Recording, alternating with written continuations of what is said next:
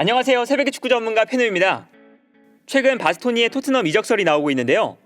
오늘은 토트넘이 바스토니를 왜 노리고 있는지, 그리고 콘테 감독이 전술에서 바스토니가 어떤 역할을 맡게 될지 살펴보려고 합니다. 먼저 바스토니가 유럽 내에서도 가장 가치가 높은 수비수 중 하나가 된 이유는 현대적인 3백에 최적화되어 있기 때문입니다.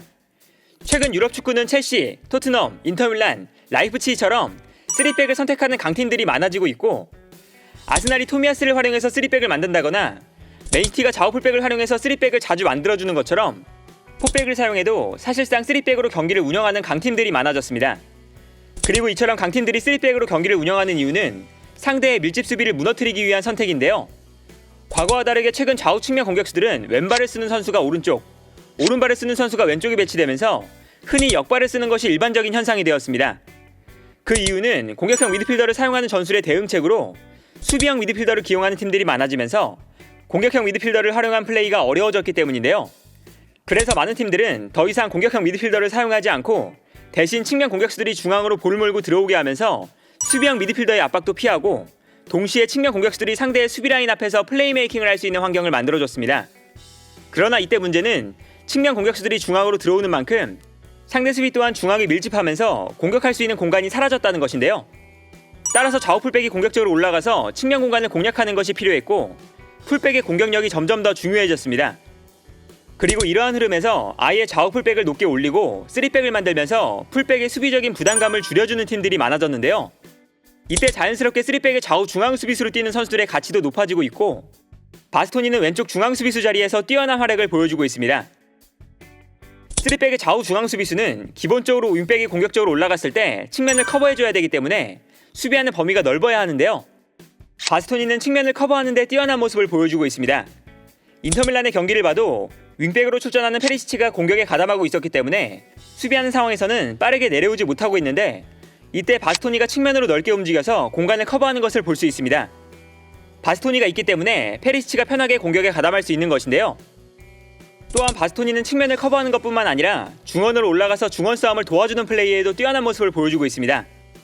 인터밀란에서는 지난 시즌 에릭센, 이번 시즌에는 차라노글루가 중원에 있었는데, 이 선수들이 공격에 가담하게 되면 바스토니가 적극적으로 올라와서 중원을 도와줬는데요.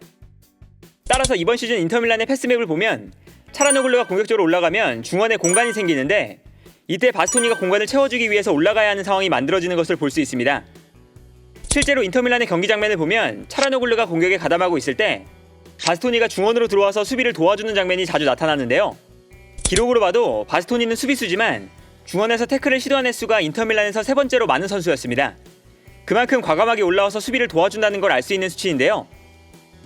토트넘의 전술을 봐도 현재 콘테는 3-4-3 전형을 사용하고 있는데, 중원에 2명의 선수밖에 없기 때문에 중원 싸움에 약점이 생길 수 있습니다. 따라서 중앙 수비수들이 올라와서 중원 싸움을 도와주는 것이 무엇보다 중요하고, 바스토니가 영입된다면 바스토니가 올라와서 중원 싸움을 도와주는 것이 토트넘에게 큰 도움이 될 텐데요.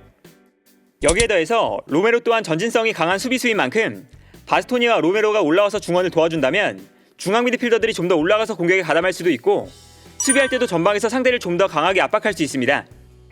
토트넘은 이번 시즌 지공 상황에서 부족하다는 평가를 받고 있는데, 중앙 미드필더들이 공격에 적극적으로 가담하면서 공격 숫자를 늘려준다면 지공 상황에서 좀 더 위협적인 장면들을 많이 만들 수 있는데요. 이처럼 바스토니의 전진성은 수비적인 측면뿐만 아니라 공격적인 측면에서도 팀에게 필요한 능력이라고 할 수 있습니다. 최근 리디거처럼 적극적으로 올라와서 중원 싸움을 도와주는 선수들이 3백을 쓰는 강팀에게 인기가 많은 것도 바로 이러한 이유 때문인데요. 그리고 바스토니가 중원으로 올라왔을 때 또 다른 장점은 팀의 빌드업을 주도할 수 있을 정도로 좋은 패스 능력을 가지고 있다는 것입니다. 바스토니는 콘테 감독이 인터밀란을 이끌 때부터 중원으로 올라와서 빌드업을 도와주는 플레이에 뛰어난 모습을 보여줬는데요. 기록으로 봐도 바스토니는 이번 시즌 중원에서 90분당 볼터치가 팀 내에서 두 번째로 많은 선수고, 팀 내에서 공격 지역으로 패스를 보내주는 횟수도 네 번째로 많은 선수입니다. 수비수라는 포지션을 생각해보면 바스토니가 중원에서 플레이하는 시간도 많고 패스를 뿌려주는 역할도 많이 수행하고 있다는 걸 알 수 있는데요. 바스토니의 히트맵을 봐도 바스토니가 높은 위치까지 올라가서 플레이하고 있다는 것을 볼 수 있었습니다. 또한 여기에 더해서 바스토니는 볼을 끌고 올라가면서 순간적으로 공격의 숫자를 늘려주는 플레이도 가능합니다. 기록으로 봐도 바스토니는 팀 내에서 세 번째로 전진 드리블을 시도한 거리가 가장 긴 선수인데요. 중앙 수비수인 바스토니가 볼을 끌고 올라오기 때문에 상대 수비 입장에서는 바스토니의 움직임을 예측하지 못하고 수비 라인이 무너지는 상황이 나오게 됩니다. 경기를 봐도 이처럼 바스토니가 볼을 끌고 올라가면서 박스 안으로 드리블을 시도하는 장면을 자주 볼 수 있는데요. 그리고 바스토니는 측면에서 크로스가 올라올 때 상황에 따라서 박스 안으로 침투해 들어가는 모습을 보여줄 때도 많습니다. 특히 바스토니는 키가 큰 선수인 만큼 박스 안에서 볼을 경합할 때 제공권의 강점을 가지고 있는데요. 따라서 인터밀란의 경기를 보면 이 장면처럼 측면에서 볼이 올라올 때 바스토니가 박스 안으로 들어가는 움직임을 가져갈 때가 많았습니다.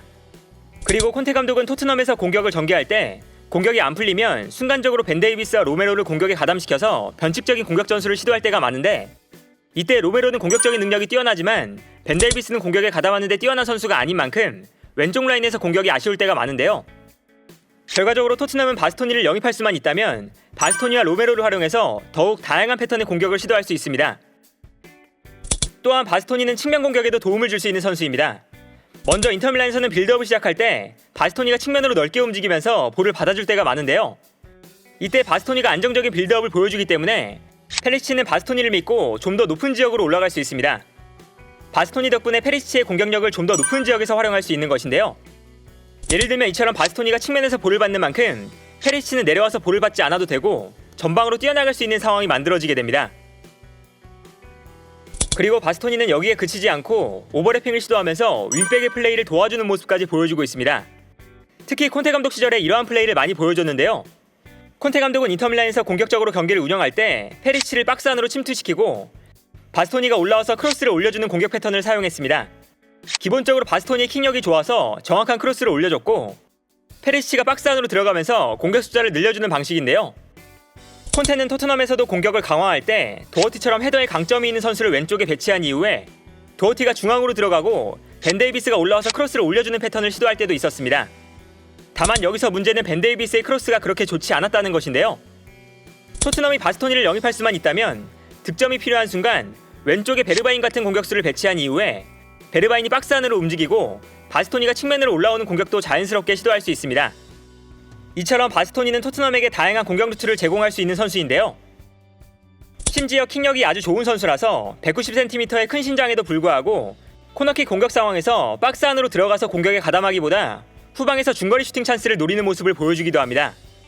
실제로 코너킥 상황에서 중거리 슈팅으로 득점을 만들어내기도 했는데요. 또한 공격력에 비해 바스토니의 약점으로 지적되었던 수비력도 경험이 쌓이면서 안정적인 수비를 보여주는 선수가 되어가고 있고, 키에 비해 제공권이 약하다는 인식이 있었지만 헤더를 즐기는 선수는 아니더라도 공중볼 경합에 강한 모습을 보여주고 있습니다. 기록으로 봐도 바스토니는 이번 시즌 인터밀란의 수비수들 중에서 공중볼 경합 승률이 가장 높은 선수였는데요. 이처럼 바스토니는 볼을 전개하거나 공격에 가담한다는 측면에서 3백을 사용하는 강팀들에게 굉장히 매력적인 선수라고 할 수 있고, 아직 99년생의 어린 선수인 만큼 단점을 고쳐나가면서 바스토니의 가치는 더욱더 높아지고 있습니다. 현재 인터밀란은 재정적인 문제 때문에 7천만 유로, 하나로 약 950억 정도의 금액 이상이면 바스토니를 보낼 수 있다는 소식이 나오고 있고, 토트넘은 이번 여름 이적 시장에서 막대한 돈을 쓸 수 있는 동시에 왼발 센터백의 영입을 노리고 있어서 바스토니와 토트넘이 강력하게 연결되고 있습니다. 과연 다음 시즌 바스토니의 행선지는 어디가 될지, 토트넘 입장에서는 다음 시즌 성적을 위해 무조건 영입해야 하는 선수가 아닐까 합니다. 오늘 영상은 여기까지고요. 시청해주셔서 감사합니다.